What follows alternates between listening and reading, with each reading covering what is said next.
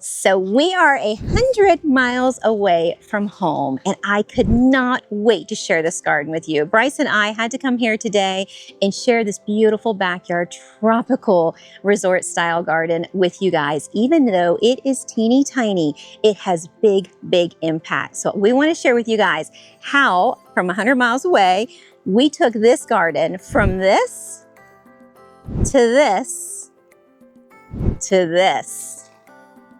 Oh, but that's not all. We also went from this to this to this. But I bet you're wondering how we completed such a chore 100 miles away. Well, let me tell you exactly how it went down. So Bryce met with our lovely clients, Peter and Marlene. And when I met with them, we went over what they were hoping to accomplish for the space. They wanted something tropical. They wanted something that felt like it was straight out of Tahiti or Hawaii, like it was just a vacation right in their backyard. We looked over inspiration photos, we walked the property together, we talked through the overall vision of the space. We talked about the plants that they liked and the plants that they really didn't like. And then we nailed down their style. From there, I communicated all that information back to Mom, where she created these realistic renderings of the space, where she hand placed every single plant onto the before photo to show what the space could look like through her artistic vision. From there, I created a CAD plan that's basically an aerial view of the space, and that shows exactly the step-by-step layout of how exactly to bring that rendering to life in the real world. It has the exact number of plants in the rendering, as well as how far away to space them. After that, Peter found an installation company in his area, and then he actually worked hand in hand with that installation company throughout the installation process, and they followed the CAD plan together to recreate the rendering as accurately as possible. And that's how we created this little tiny slice of paradise right here in Miami, Florida. Now, for you Niners out there, I know there's a lot of tropics in here. However, we're going to share with you as we walk through the garden, the reasons why we did what and where, but we're also going to incorporate some cold tolerant material, some things that can handle into the 9s. And some of this material here can even handle into the 7s. So I'm just really excited about the versatility of this backyard space. So if you guys are, no matter where you are in the Florida region, if you're looking to kind of create this vibe for yourself, then let's walk through this garden. Of course, I'm going to mention the plants and the trees and the names and the zones of everything that's here. And then I'm going to incorporate some other options that are a little bit more cold tolerant that'll achieve that same feeling. Because what I try to get across to my clients, whether it's through our landscape design service or it's through the virtual one-on-one service that I have with folks, living within the tropics is a feeling. It's not necessarily just about this specific plant grouping and this specific plant grouping. It's about the combination of creating that vibe. So that's exactly what I hope you guys take away from today's video, is you take away and you feel that vibe. Oh no, well, my garden has a very similar feel. I can do this and I can create this. And you can walk away with some really good pointers in this video. Of course, we're going to talk about some challenges that we had in designing this space in case you guys had those same challenges. But as we walk down this lovely pathway, if you guys want to show your appreciation, please feel free to like and subscribe, hit that notification bell, and put a comment of True Gardener into the comment section, because that lets us know, lets Bryce and I know that you guys really enjoy these videos that we pop out every single weekend, because we put a lot of effort and time into creating them for you. And we really hope they do help you guys kind of get inspired to get outside in the garden.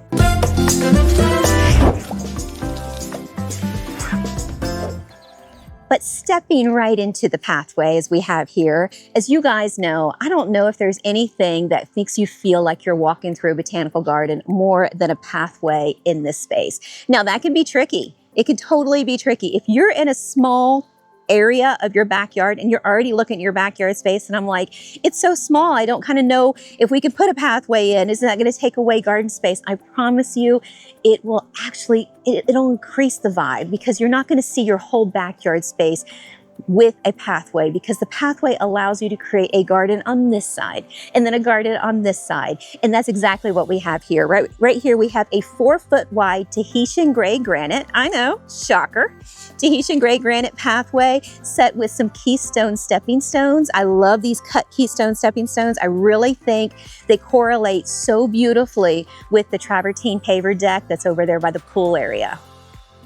Bryce, while you're over there, would you just mind giving everybody a little bit of a span? Give them a feel for this space. This is not a huge backyard area. The footprint is similar to a lot of backyard spaces. You've got this, nice little decking, you've got a pool area and a small seating section. And then besides that, all you have really is a side yard section where you house your equipment, maybe a shed. Right behind the pool area, they have a very narrow planter area, which a lot of us can completely understand. Those spaces to really hit the mark of I am surrounded by the tropics. All right, you guys, let's check out the shade over here first. So in this particular space, they had a lot of existing palms. They had some really tall, mature palms. We've got some Montgomerys up there. We've got a Cabata palm that's nice and big in size. However, everything when you looked at this space besides that was wide open. Pool equipment wide open, shed area wide open. All of this space was just those palms without any kind of real interest below them. And you guys know when a palm gets to a certain size, it kind of loses its importance unless you stack palms underneath of it. So what we have right here is we have a collection of single Alexanders. I love single Alexander palms. We brought those in on the plan because what they offer is just that little additional bit of shade, that little bit of pop of coverage for this area. Without this Alexander palm right here, we wouldn't be able to incorporate these lovely Rojo Congos at the base. And those of you guys who have a very small space, a small area, Alexander palms are an ideal choice as far as palm trees go because they have just a nice, tight, small trunk and more of like an umbrella feel at the top. So it's not a palm that takes up like tons of space. So it is a palm that gives you an impact without a bunch of room. So you'll notice in this small garden, we did a lot of vertical single Alexander palms. And what that also helps you do is if you've got tall, big material, those Alexander palms will be your tear down. They'll be the thing that you look at here and then you look up at the next layer and the next layer, so on. So you don't lose all of that height. And it also becomes future planting for things coming up underneath of it because you're going to really offer that shade for things like the Rojo Congos, things like the Australian tree fern. A great alternative for you 9Bers is if you can't do Alexander palms, Aracuri palms are awesome. They kind of have a little bit of a rough texture to the bark, but they're more of a petite tree. So they kind of have a nice, cool, small trunk, and the canopy does this. So it does the same thing that these Alexander palms are going to do for you, create that shade, allow you to have your big leafy material, your shade tolerant material underneath of them because they are slow growers and they have that kind of cool vibe. And they're singles. You could use them kind of like soldier palms throughout the garden. Very cool little tree to work with. And speaking of some cold tolerant tree options, this Australian tree fern is also a fantastic tree to use in the hot tropics of Miami, and then you can go all the way up into the 9B range, possibly 9A. I'll double check on that, but look at what a tropical vibe this gives. This is normal shock for a new tree planting, but it will flush out. You kind of see we've got little growth everywhere. As it does that, these big giant ferns are going to come up over top of this seating section, over top of the walkway a little bit, really giving you that kind of hug vibe around this Alexander palm. And you guys kind of keep that in mind when you're doing your plantings. If you've got a tree that you know is going to grow with some height rather quickly and it's going to take away some of the shade that you need for some of your lower planting, go ahead and think ahead. Pop in a tree that's going to give you more branching just below it. So that way these are growing together, offering that coverage. And then this canopy is just really going to just take hold and really, as it matures, grows into that shade wall that you really need for some of your ground cover. So as we walk through this walkway space, I kind of want to share with you guys the plants just down below on the ground floor. A lot of you guys, a lot of my clients always ask, how in the world do you keep the weeds out of your garden? Well, I'm going to tell you, this is exactly how you do it. This is our ground cover. If you don't fill it, Mother Nature will. That's that common saying, right? And that really is truthful. If you do not put plant material on your ground floor that's going to stay nice and low and block out the lights, you're going to kind of struggle with weeds. Those open beds are more maintenance than this kind of jungle floor vibe. So things like Rojo Congos, things like Farfugium, items like Aglionemas, these kind of little small, kind of big leafy material that's going to fill in this spot. This is what you want on your ground floor because it's going to do two things. It's going to minimize your maintenance with weeds and it's going to minimize your maintenance with mulching. Once all of this ground floor grows in, the ground cover is not rock, it's not mulch, it's not what you put down initially. It's your ground cover of your tropical jungle. And I think that's so fantastic because I hate spending money on mulch. I know you need it to get established, but overall, you just don't need that much mulch in the garden and constantly adding to it. So this type of landscaping, within a matter of a year and a half, will have no mulch exposure. These plants will be hanging over top of the edges of this walkway, softening this whole area all the way down this 4-foot wide pathway, really creating that vibe, kind of moving forward, kind of encroaching into this line. And what I love about this variety of ground cover is not only does it give you that Costa Rican vibe with its big giant leaves, but it's very versatile. So a lot of this material can play here in Miami, Florida and work its way all the way into the 9s. And then some of this material that we're gonna get is all the way into the 7s, which is truly amazing. Talk about a versatile plant. So Farfugiums are one of my favorite. You can plant these guys all the way up into the Jacksonville area. They are fabulous. Now this is a very young crop of them. We have just a couple of them. So we have a couple of these going around the rear side of this existing tree, kind of curving around the rear of it. They're gonna get into this range and start covering the trunk of this Australian fern tree in just a little bit of time. So that's going to be our backdrop here. And then coming around the corner here, we've got some Rojo Congos, which are fabulous. These guys are going to give big paddle leaves around the Alexander palm. So these guys are fantastic. Kind of soften a walkway. This giant leaf will expand, they'll grow into each other and kind of soften the transition between this patio area and coming into the walkway. Anytime you can blur those lines, it just leaves a little bit of magic to it, I think. So, and then we've got right over here, we've got a little touch of Song of India. We've got a nice little grouping of Liriope, kind of giving us a great border along that Mexican beach pebble stone, which I just love that look. That Liriope you can put in so many tropical gardens and can take temps up into the 7s, which is fantastic. You kind of see as you're walking down this path, see how those Congos curve this way and the Farfugium curve that way. And then we've got the Aglionemas with its bright coloring in the leaf curve this way. That's kind of what I mean about making sure you incorporate intermediate and large trees into the garden, because without them, you can't really kind of create those curves, one going one way, one going another way, because there would be no purpose for it, right? The trees are what gives us, the accents in the garden are what gives us the reasons to kind of create curves and different layering into the garden. Right here we have an anthurium. Anthuriums go really well. They can handle the cold temps into the 9s, and it's going to be a beautiful focal point right here coming into this 4 or 5 foot range right into this section. And then it'll make a great forefront tree to this beautiful alocasia, which can handle temps. I think it's in the 8s, but I'll double check on that for you guys. Really can handle tons of cold weather with its big giant leafy look. If you're in the real cold climates, you might have to cut it back, but they flush out so beautifully. I love what they do. It's going to allow this guy to get 10 to 12 foot into this space and really fill out this space. This leaf that we're looking at right here, that's way over here, is actually going to end up way over here and over top of the walkway. And that's the goal, you guys. The goal is to have some intermingling trees and plants kind of come around this. And that's what takes a walkway looking fresh and new to a resort-like feel as it matures in, because all of that overhang starts happening and then it feels more organic, it feels more natural. All of these lines that you see here with the edging, all of these borders are going to just kind of buffer those lines. Those Congos are going to come over this way. Xanadus are going to come over this way, make a nice dark green line. Xanadus for you Niners is another little great option for you guys. These guys and split leaf philodendron. The split leaf philodendron are going to be over in this area, and you're going to be like, what fence? There'll be no fence over here. The fence is just going to be absolutely gone by the time those grow in and fill out. I mean, if you guys want to take a look at this, just one little section, there's a lot of green going on here. But what I do like about this particular spot is this can handle, again, those Miami temps, but it can also handle the nines, those zone nines. We've got a Brazilian red cloak in that corner to fill up behind that Dayun palm. That Dayun palm, that was an existing tree that was here that we got to work with. What a old man that guy is. Just a stunner there. And then the elephant ears, the alocasias to the back. These guys are really going to give you, those patoras are going to give you that kind of vibe going up to 10 to 12 foot along the fence line.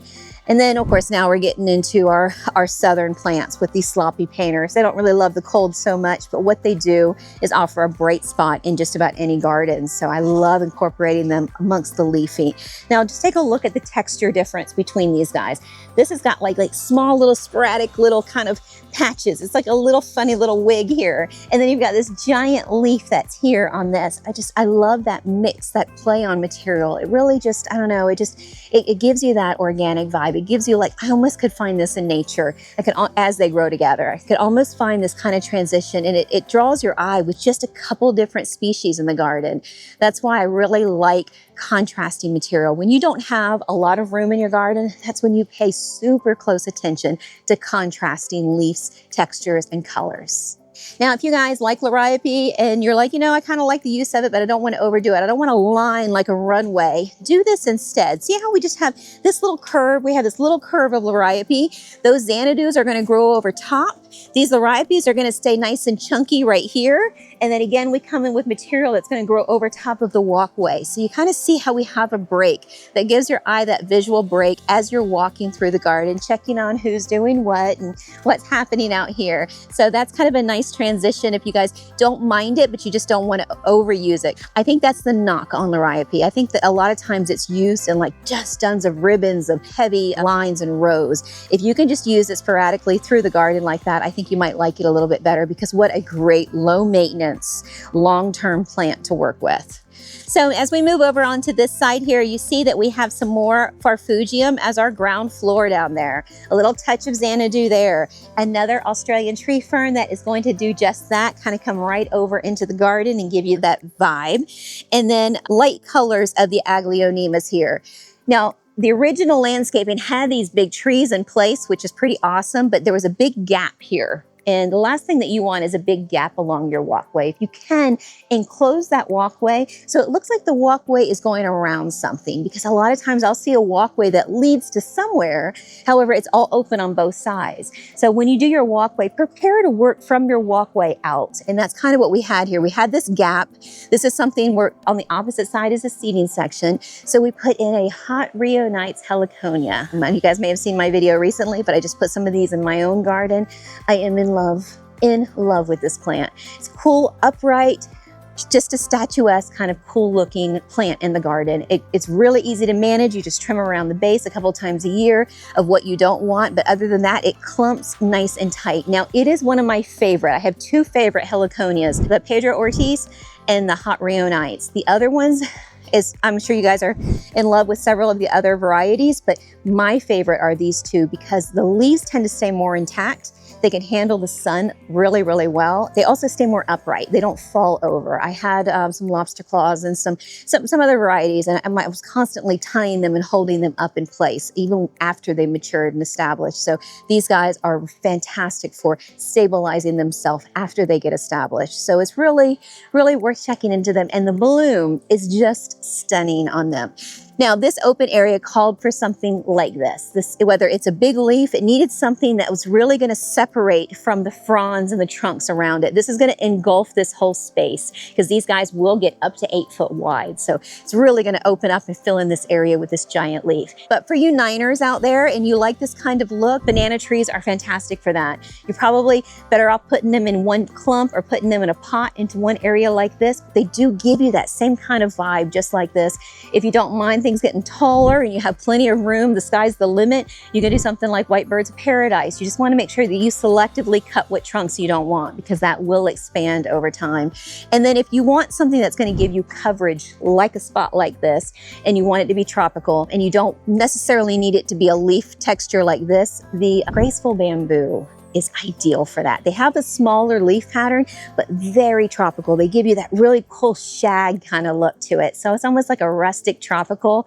And then you could bump that up by doing the Buddha belly bamboo, which is another cool one. And those can handle into the low 20s. So they're fantastic alternative options to use. Both of those are non-spreaders. Both of them are clumping, and both of those are easy to maintain by just trimming around the base of it twice a year. So it's a fantastic kind of tile-in, kind of just it's a fantastic accent to incorporate into a tropical setting. Now, when you have this much green, you may be wanting a little bit more color. So this is the time to introduce, especially on corners. You'll notice that if I have a dark spot here, I hit a light spot as you're walking through the garden. We have a little touch of Aglaonemas here for that kind of bright variegation in color here. And then on the opposite side, we have one of my favorite plants in the whole world, and Peter's favorite plant in the garden, which is the Sanchesia. The Sanchesia are going to be fantastic, and then again, pop out over top of this edge with some red button ginger. So these red button gingers are going to give a nice pop of red in the garden amongst the green. And then finishing it off right by the entranceway to the shed area, we have a lovely silver odorata bromeliad. This is a whole different texture altogether and can handle the sun and the shade. All right, so now we're leading to more of the utilitarian part of the yard, because we all need those spaces, right? So we have a shed. This walkway goes right to the shed and then back around to the seating section. But you guys, if you have a shed area, don't ignore it. It'll take too much work trying to ignore it, and then you kind of draw your eye to it. The best thing to do is embrace it. Embrace the shed. Embrace the power and the equipment out there in the garden. Embrace all of that. We've got Tahitian gray granite going all the way around the shed, giving this shed area easy access, an easy maintenance path. To me, having rock all the way around, going all the way to the split unit, all of this makes just everything look clean. So it doesn't make it out of place. It doesn't make it look like a mechanical area in my own mind. What it does is it makes it look like, okay, so we have the play zone over here, and then we just have, if we need to get over here to the clean zone, this is exactly where this is.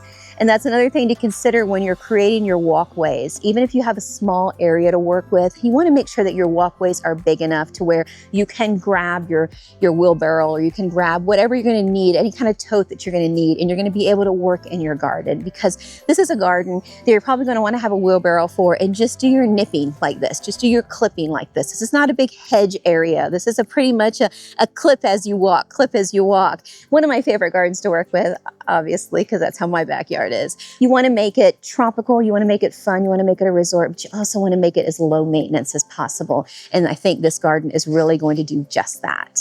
So we're going to move on around this corner area. It's like we're going around Confusion Loop here. We actually did a rendering on this particular spot, and I'm going to ask Bryce to pop that rendering on the screen so you guys can kind of see where it was to where it is now.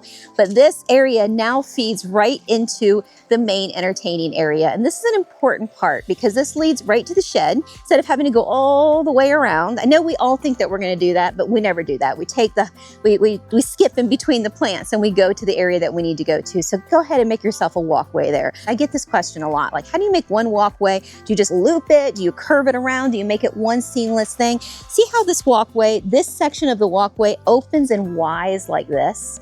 Do the same thing with this section here. It opens and Ys like this. So your walkway should always Y into the space that you're going into. So it widens out here, goes this way, and then it widens out here going this way. So that kind of gives you that professional look, that professional vibe. So make sure that you really open that walkway up to invite you into whatever space it is that you're going to. All right, so right here we have another anthurium. It's going to be beautiful on this corner to highlight this corner. We've got an entrance peel right here with the silver odorata.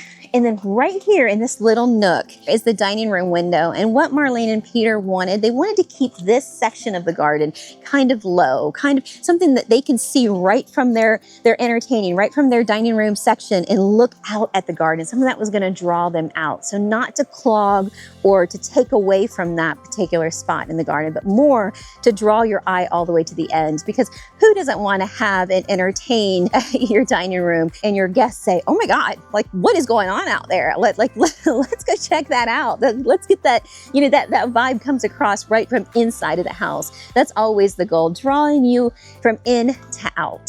So right here, we have some single Alexander palms that gives you a nice visual. Right along the foundation of the house, we have some Patora elephant ears, but this area is kept nice and low. Some dwarf alocasias, and on the opposite side, we have some sloppy painters that are going to be the backdrop to that TV wall, which I think is just going to be gorgeous.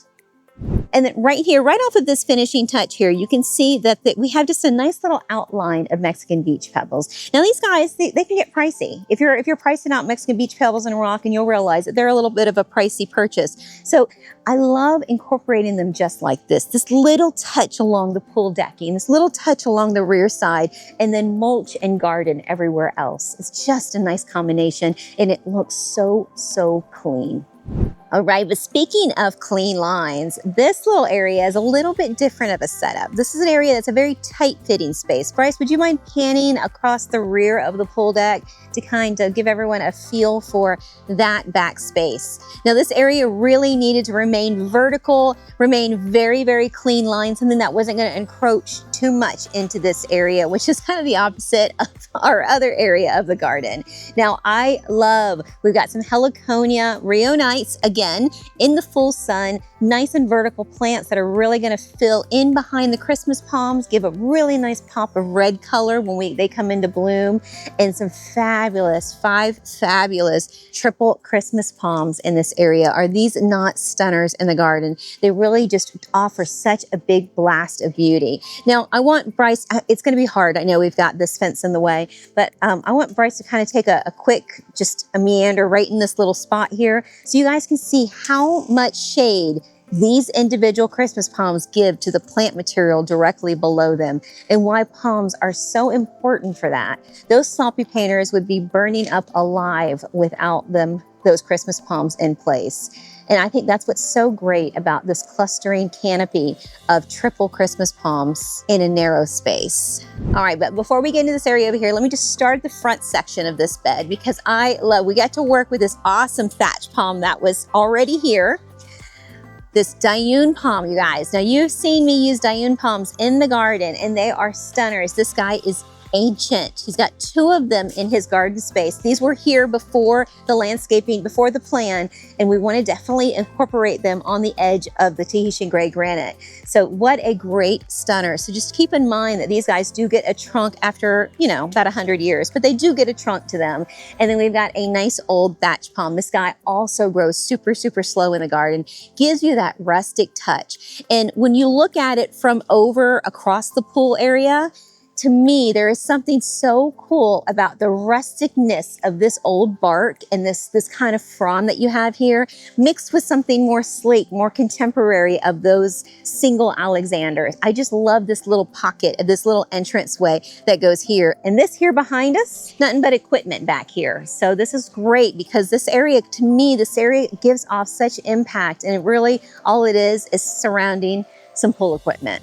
So we started off here in this narrow spot with a pygmy date palm. This pygmy date palm is going to mature out between that 11-12 foot range, really kind of give us a nice broad wall here, because there is literally a house like just a few feet behind this fence here. And this little nook right here is the closest section to that house. And this is the entertaining area. You kind of see how close everything is. And this is going to do a fantastic job of becoming a soft kind of canopy wall here, and really stay that way for years and years and years. So they're really going to get the benefit of, from one tree, a lot of coverage. And of course, this beautiful thatch palm is offering its support in the garden. Down below, we have a couple of the red button gingers. Those are going to be great. That pop of red against the dark fence. Oh my gosh, you guys, that is going to be stunning.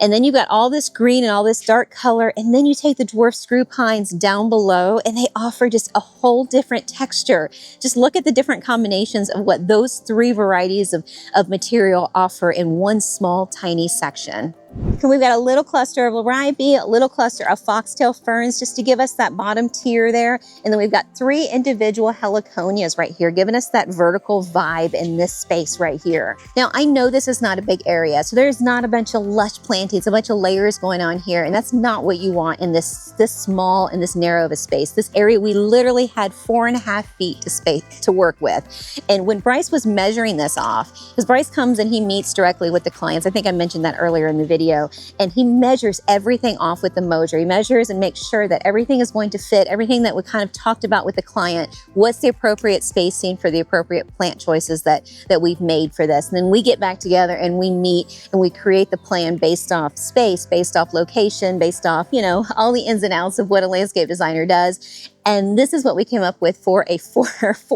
little under 4.5 foot space to work with. So we've got some Mexican beach pebbles running right along this border, so it is nice and tidy. Then we've got the heliconias vertically in between these lovely Christmas palms. And you can see it's like a repetitive pattern of heliconias throughout this bed, ending off with a pygmy date palm on that rear corner.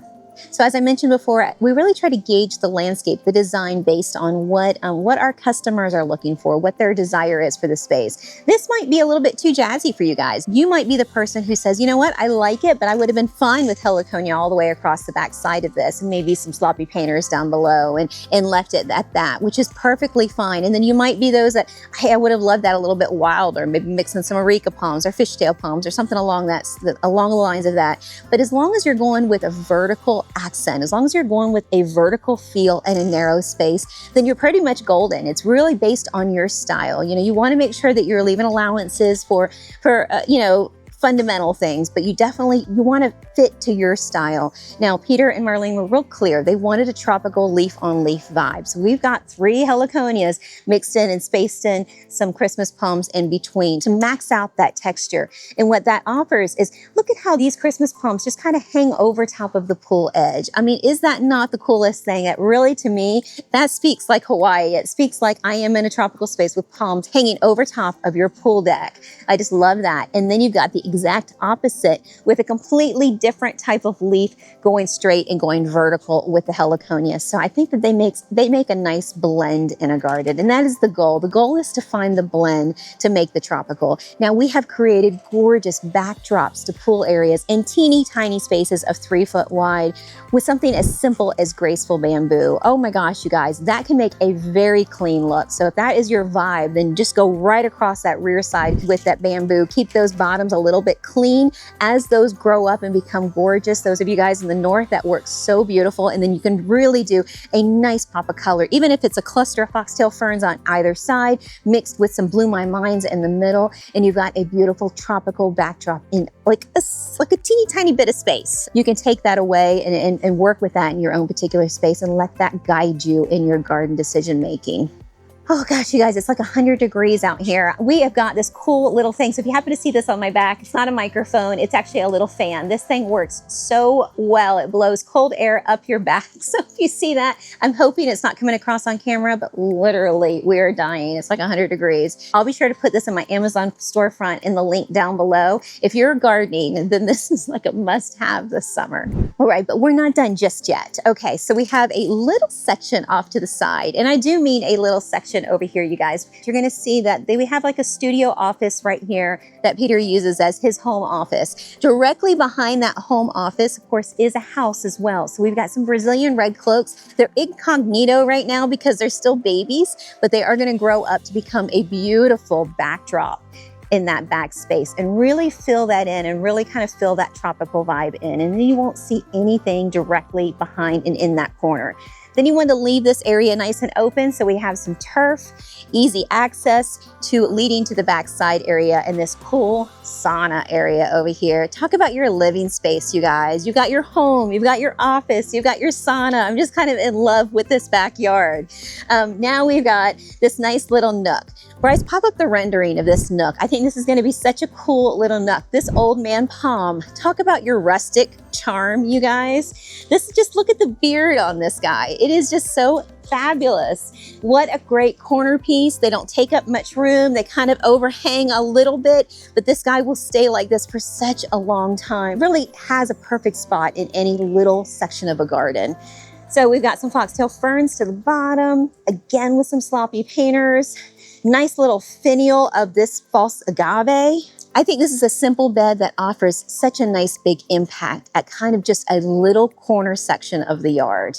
So they have the shower place right here, and I think that's going to work really, really well for them. Originally, when Bryce met with Peter and got all the information, we decided to put the shower over into this area. However, planning and construction and whatnot, I guess some things got missed and a line didn't get run over this way. So they kept the shower over here in this open area, which I think serves them just as well. Has the sauna here, and then ended up doing 2 beautiful Alexander palms flanking the sauna. So even the sauna got a little bit of touch of lipstick and mascara with some anchoring. So I love the idea of starting out with Alexanders here and then ending with Alexanders there. You know, sometimes as you work through your plans and work through your construction, especially when you're working with your landscaper, you can look at this and say, you know what, I love everything. And there might be a tweak here and a tweak there. And sometimes those are the tweaks that make it just a little bit your own. So don't be afraid to do that with whatever design plan or contractor or whomever you're working with, because it's funny, even in my own installations, things change along the way. And it's always